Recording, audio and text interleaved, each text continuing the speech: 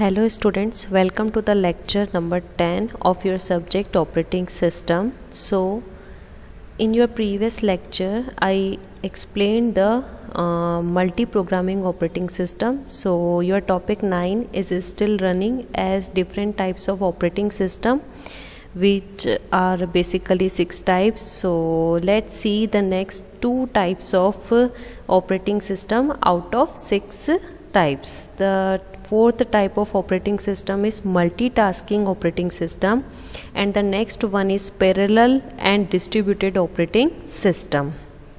So let's see the fourth type, that is multitasking operating system. As before this type of operating system I explained the multi-programming operating system, right? तो इससे पहले आपने मुझसे multi-programming operating system study किया था, तो उसकी disadvantage क्या थी उसको रिमूव किया किसने? मल्टीटास्किंग ऑपरेटिंग सिस्टम ने. So let's go through and see the slide of disadvantage of multi programming operating system. So as I already explained this slide to you in your previous lecture, so the CPU scheduling is required. CPU scheduling means कौन सा job important है वो mostly उसकी scheduling जो है बहुत ज़रूरी थी कि कौन सा प्रोग्राम पहले एग्जीक्यूट होना चाहिए या कौन सा टास्क इम्पॉर्टेंट है. तो वो जो चीज़ है वो कंप्लीट करके दी जो नेक्स्ट टाइप के ऑपरेटिंग सिस्टम जो बने मल्टी प्रोग्रामिंग के over, that are the multitasking operating system. So multitasking is when multiple jobs or tasks are executed by the CPU simultaneously at the same time by switching between them. तो इसमें भी same चीज़ ही थी जो multi programming के अंदर हो रही थी कि मल्टीपल जॉब्स और टास्क डन हो रहे थे CPU के अंदर at the same time simultaneously, right, by switching between them. But multitasking solves the problem by scheduling, and this term is missing in the multi-programming. The scheduling is required, and which is done by the multitasking and deciding which task should be running task and when a waiting task should get the turn. कि कौन सा task आपका जो है वो running task होना चाहिए और जो वेटिंग टास्क है उसका टर्न कब आना चाहिए. जो वेटिंग में है अगर उसकी इम्पोर्टेंस ज़्यादा है तो पहले उसको टर्न दे करके जो रनिंग टास्क है उसको क्या करना पड़ेगा? रिज्यूम करना पड़ेगा, राइट. तो ये जो चीज़ थी वो प्रोवाइड करी हमको मल्टीटास्किंग ऑपरेटिंग सिस्टम ने. So this attempt is done with the help of, तो ये चीज़ अगर पॉसिबल हुई शेड्यूलिंग की तो वो डन हुई with the help of interrupt. एक सिग्नल जो है वो जनरेट होता था which is attended by the CPU by keeping the current activity aside. कि जैसे ही CPU के पास में एक सिग्नल जो है एक इंटरप्ट जो है वो जनरेट होता था तो CPU क्या करता था? जो करंट एक्टिविटी थी उसको साइड मीन्स एक तरफ रख देता था.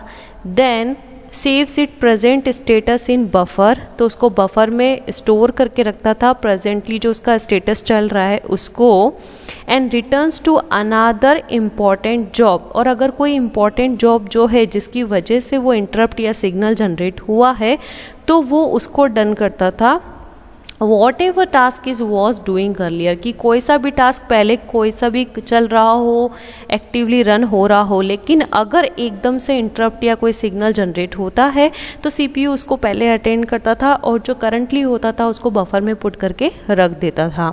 तो यहाँ पर आपको एक डायग्राम दिख रहा होगा in the right side. The figure is showing the multitasking operating system, right. यहाँ पर मल्टीटास्किंग ऑपरेटिंग सिस्टम में यहाँ पर एक ऑपरेटिंग सिस्टम है, आपका CPU है. तो ऑपरेटिंग सिस्टम में शेड्यूलिंग में जैसे वर्ड फाइल है, ईमेल फाइल है और आपका वेब ब्राउज़र है, राइट. तो ये आपके मल्टीपल टास्क हो गए. अगर आप वर्ड में काम कर रहे हो तुरंत आपको ऐसा लगता है कि मुझे इस काम को ड्रॉप करके I need to do a email, right. तो उसी टाइम पे आप क्या करते हो? ईमेल करना स्टार्ट कर देते हो, ओके.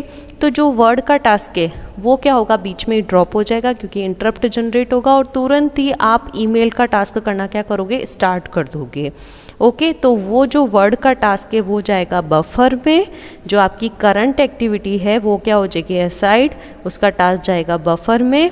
और जो इम्पोर्टेंट जॉब जो आपको भी क्या लगा था? ईमेल करने का, राइट. तो वो क्या हो जाएगा, रनिंग स्टेट में हो जाएगा। तो ये जो शेड्यूलिंग थी सबसे इम्पॉर्टेंट चीज़ थी, तो वो हमको प्रोवाइड करी मल्टीटास्किंग ऑपरेटिंग सिस्टम ने।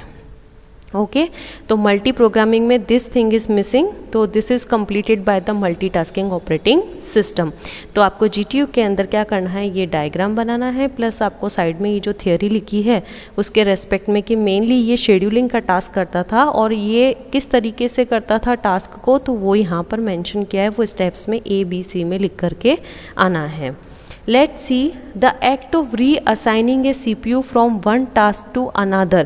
जब हम एक्ट जो परफॉर्म कर रहे हैं ये रीअसाइन करना CPU को from one task to another task, that is known as context switching. जो अपन स्विच करते हैं उसको बोलते हैं कॉन्टेक्स्ट स्विच। तो ये टर्म जनरली 1 मार्क्स के क्वेश्चन में पहले आती थी फॉर्मेट के हिसाब से, तो कभी 3 मार्क्स में भी आता है व्हाट इज कॉन्टेक्स्ट स्विच, तो आप इसकी थियोरी में ये मेंशन कर सकते हो। It provide interactive use of a computer system. तो अब आपका कंप्यूटर जो था वो बहुत ही इंटरेक्टिव वे में वर्क करने लगा था शेड्यूलिंग की वजह से, जो नई चीज़ इसने ऐड करके दी थी। तो ये डायग्राम आपको अपने माइंड में रखना है और इसकी थियोरी को हमेशा रिमेंबर रखना है। Let's see the advantages and disadvantages of multitasking operating system. जैसे अपन ने पहले भी ऑपरेटिंग सिस्टम के टाइप से स्टडी किए थे, तो एंड ऑफ द टॉपिक हम मेंशन करते थे advantages and disadvantages. So similarly we are mentioning the advantages and disadvantages of multitasking operating system. Advantages, high and efficient CPU utilization इसमें होता था। User feels that many programs are allotted CPU। Almost simultaneously आपके बहुत सारे programmes जो है वो run हो रहे हैं, ऐसा उसमें आपके मल्टी प्रोग्रामिंग में भी ये चीज़ प्रोवाइड थी, वो भी उसकी एडवांटेज में था, ये भी उसकी एडवांटेज में था CPU का utilization. But the third thing, the inadvantage which is added by the multitasking operating system is that CPU scheduling is done which is missing in multi-programming operating system। तो ये जो उसकी डिसएडवांटेज थी उसको overcome करके दिया हमको multitasking operating system. As I previously explained you कि जो न्यू टाइप का ऑपरेटिंग सिस्टम होता है वो प्रीवियसली जो डन होते हैं उनकी डिसएडवांटेजेस को रिमूव करके न्यू टाइप का ऑपरेटिंग सिस्टम जनरेट होता है। तो ये चीज़ मल्टीटास्किंग ऑपरेटिंग सिस्टम ने करके दी over the multi programming operating system. Now the disadvantages, तो ये डिसएडवांटेज आपकी मल्टी प्रोग्रामिंग में भी थी, सेम रिटर्न, वही सेम किसमें, मल्टीटास्किंग में, कि we need memory management because many jobs in memory, बहुत सारे जॉब्स चल रहे हैं, तो memory management is require here. तो इसीलिए बाद में यूनिट आपको स्टडी करने को मिलेगी according to your syllabus, that is memory management. So here the multitasking operating system is finished. So let's move to the next type of operating system, that is parallel and distributed operating system. Okay, तो from the topic you can understand कि पहले कौन से develop हुए होंगे, parallel operating system, and after that later जो operating system इसका जो एडवांस वर्जन आया वो क्या था, distributed operating system. Okay, so in parallel computing all processor में have access to a shared memory. तो सबसे बड़ा जो डिफरेंस इनके बीच में ये है कि जो पैरेलल कंप्यूटिंग थी उसके अंदर शेयर्ड मेमोरी होती है to exchange information between the processors. जैसे यहाँ पे आपको डायग्राम के अंदर जो बना हुआ है वो मैं आपको समझाऊंगी अच्छे से।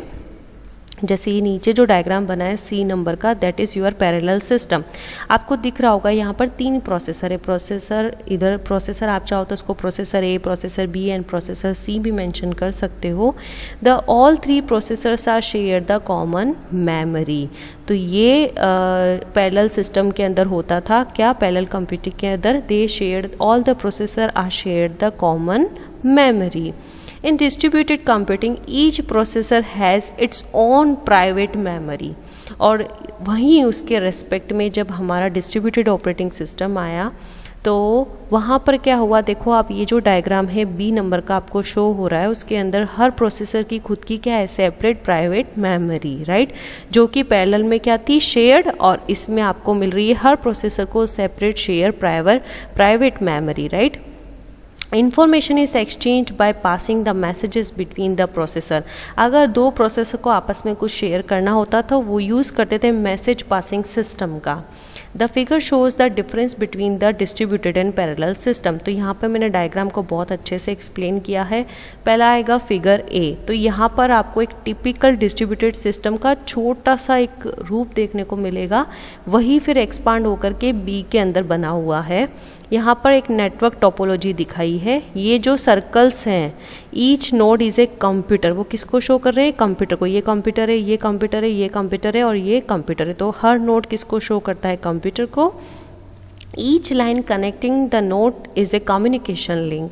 तो हर नोड के बीच में जो ये लाइन ड्रॉ की हुई है वो है कम्युनिकेशन लिंक, राइट। तो this is the figure A that is shows the network topology diagram. जब आप सब्जेक्ट पढ़ोगे कंप्यूटर नेटवर्क, तो वहाँ पर आप नेटवर्क टोपोलॉजी स्टडी करोगे, उसमें हर चीज़ को नोड्स और लाइन से रिप्रेजेंट करते हैं नेटवर्क को शो करने के लिए। तो उसी को यहाँ पर शो किया है। यहाँ पर हर नोड जो है वो शो करता है एक सिस्टम को, राइट। और each node is a computer and each line connecting the node is a communication link. Let's see the diagram B which is shows the same distributed system in more detail. ये जो diagram है ये distributed system का ही है network topology में, उसी को expand करके ये बनाया हुआ है। देखो आपको समझ में आएगा। ये जो नोड है, हर नोड को ये नोड बना हुआ है। ये नोड है, उसके अंदर क्या होगा? प्रोसेसर और मेमोरी होगा। फिर इस नोड में भी प्रोसेसर मेमोरी होगा। इस नोड में भी क्या होगा? प्रोसेसर और मेमोरी होगा। And the same thing in this node also, the processor and memory. और ये बीच की जो लाइन्स है वो क्या हो जाएगी? आपकी कम्युनिकेशन लिंक, राइट। तो shows the same distributed system in more detail. Each computer has its own local memory. हर एक के पास में क्या है? अपनी खुद की local memory है and processor. So they are independent computers. तो ये जो collection होकर के box बना हुआ है that is computer. Independent computer. This is independent computer. This is also independent computer and this is also a independent computer. Okay. And information can be exchanged only by passing the messages. तो अगर information अगर भेजनी थी तो we will use the passing the message passing technique from one node to another by using the available communication link. तो ये जो available communication link है इसलिए कैसा बना हुआ है? 2 वे बना हुआ है, राइट। दोनों डायरेक्शन में, बोथ डायरेक्शन में क्या है? एरोज हैं। तो इनके बीच में जो एक कम्युनिकेशन लिंक है, इससे मैसेज पासिंग टेक्निक का यूज़ करके इस तरीके से इन्फॉर्मेशन को शेयर करते थे from one computer to another computer, from one computer to another computer, from one computer to another computer, and this is also from one computer to another computer. Okay, so this is basically the diagram of distributed operating system. In C diagram which is parallel system diagram, right. ये computer है और इसके अंदर processors हैं और memory share हो रही है। Shows a parallel system in which each processor has a direct access to the shared memory. तो ये बेसिकली इसकी डिसएडवांटेज थी कि ये शेयर्ड मेमोरी यूज़ करते थे। सारे प्रोसेसर जो सेपरेट थे वो शेयर्ड मेमोरी यूज़ करते थे। तो इसी को दूर करने के लिए जो सिस्टम आए वो आए थे distributed operating system over the parallel operating system. Okay, let's see the difference between the parallel computing and distributed computing. Generally, this question is also asked in the GTU exam so many times. Write the difference between the parallel computing and distributed computing. So you need to mention this table. Okay, let's see the table. Many operations are performed simultaneously. तो बहुत सारे operation perform होते थे simultaneously. System components are located at different locations. तो इसमें अलग अलग components अलग अलग locations पे होते थे। सिंगल कंप्यूटर इज़ रिक्वायर्ड, इसमें यूज़ मल्टीपल कंप्यूटर्स। आपने देखा उसमें इंडिपेंडेंट कंप्यूटर्स बन जाते हैं, हर एक का प्रोसेसर खुद की लोकल मेमोरी होती है। तो use multiple computers and it use the single computer is required. Multiple processor perform multiple operations. तो इसमें मल्टीपल प्रोसेसर होते थे एक कंप्यूटर के अंदर, तो मल्टीपल ऑपरेशंस होते थे। Multiple computers perform the multiple operation, the same thing is run in the both one. तो ये फंक्शनलिटी दोनों के अंदर थी which is common.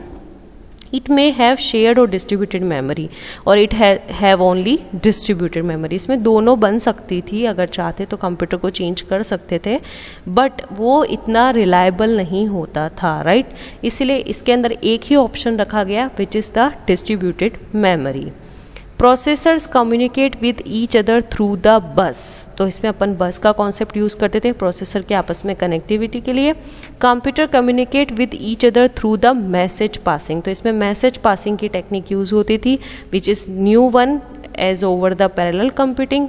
Distributed computing में अगर इंफॉर्मेशन शेयर करनी है तो मैसेज पासिंग की टेक्निक यूज़ होती थी, और इसमें किसका यूज़ होता था, बस का यूज़ होता था। तो पैरेलल कंप्यूटिंग में अगर कम्युनिकेट करना है एक दूसरे से तो बस का कॉन्सेप्ट, और डिस्ट्रीब्यूटेड कंप्यूटिंग में अगर कम्युनिकेट करना है एक दूसरे से तो मैसेज पासिंग टेक्निक। ओके, तो बेसिकली जीटीयू के अंदर जो है इनके बीच का डिफरेंस आता है, तो आप इसी से इनके एडवांटेजेस और डिसएडवांटेजेस भी राइट कर सकते हो। डिफरेंस की table is more important here as compare to the advantages and disadvantages. अगर 4 मार्क्स का क्वेश्चन आता है तो you need to make the table and difference, आप डिफरेंस के अंदर डायग्राम्स भी बना करके आना टेबल के साथ में, और यहाँ की जो थियोरी है वो भी डिफरेंस के अंदर मेंशन करना। So prepare the proper complete answer using this material, right the difference between the parallel and distributed computing और ऑपरेटिंग सिस्टम। ओके, सो अगर ये क्वेश्चन आता है तो पहले दोनों की डेफिनेशंस लिखोगे, प्लस ये डायग्राम्स बनाओगे, plus I added a table into this, तो आप ये टेबल भी अच्छे से बना करके आना। और अगर थियोरी क्वेश्चन आए तो भी आप टेबल को भी मेंशन करके आना। जितना नॉलेज आपके पास में है just mention in your copy, okay, according to your GTU paper और marks. So thank you students. अब आपका जो टोटल आउट ऑफ 6 टाइप्स थे उसमें से आपके 5 टाइप्स जो है वो यहाँ पर कंप्लीट होते हैं। I hope you understand all types of operating system. आपको बैच ऑपरेटिंग सिस्टम जिसमें बैचेस बनते थे वो समझ में आया होगा। Let's go through the 1 by 1 each diagram of types of operating system, तो वो भी आपको क्लियर हो जाएगा। ये आपको डायग्राम बैच ऑपरेटिंग सिस्टम में सीखने को मिला था। After that you learn from me the time sharing operating system, तो उसमें आपने ये वाला डायग्राम बनाया था। तो अगर आपको डायग्राम्स अगर अच्छे से समझ में आए तो you can write the complete theory also. फिर आपने मुझसे सीखा today as the multi programming operating system, जो था लेक्चर के अंदर आप सीख चुके हो मुझसे। Then the today lecture I explain you the multitasking operating system, ये उसका डायग्राम है। Then you learn from me the 5th type of operating systems, that is parallel and distributed operating systems, right. तो ये जो diagram है ये है आपका पैरेलल ऑपरेटिंग सिस्टम का, and this one is the distributed operating system, right. तो ये डायग्राम्स आपको बना करके, अगर आपको डायग्राम्स अच्छे से लर्न है तो you can write the complete theory by understand the diagrams. Okay, जिनका डिफरेंस आता है तो I will mention in your answer also, so you can write directly the difference tabular format in your GTU exam, right? So thank you student. In your next lecture I will explain the real time operating system, which is the 6th type of operating system, or after finishing this real time operating system your unit will be finished. Okay, so in lecture 11 I will explain the real time operating system. So thank you students.